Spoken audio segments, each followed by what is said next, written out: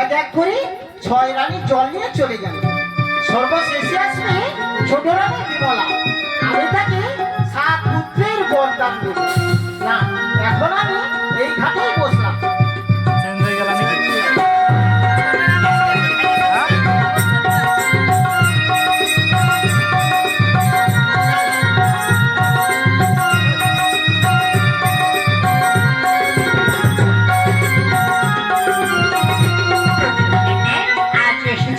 সরোবরের ঘাটে স্নান সেরে জল নিয়ে যেতে, কিন্তু কিন্তু মা জগৎ জননী মা ষষ্ঠী দেবী, এখন যে তোমায় ডাকি, আমার ডাকি তোমার কানে পৌঁছায়নি জননী। ওগো জগৎ জননী বাবা, বহুদিন যাবৎ বিবাহ হয়েছে, আজ পর্যন্ত আমরা 7 জন রানী থেকেও কারোর গর্ভে একটি সন্তানটি কিছুই হলো না। ওগো জগৎ জননী বাবা, আমি যা সহ্য করতে পারছি না মা।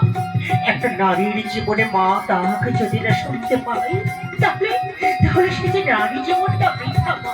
ওগো জগৎ জননী বাবা, একটিবার এই অসম সন্তানের তাকে সারা দাও জননী, একটিবার সারা দাও।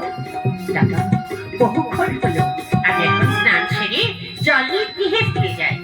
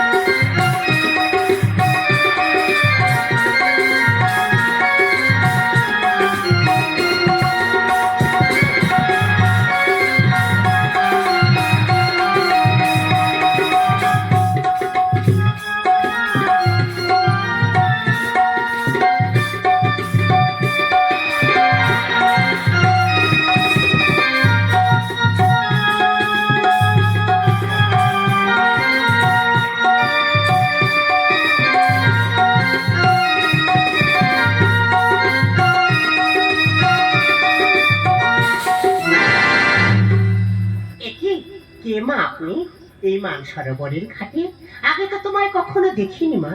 তুমি কে মা? তুমি কে মা?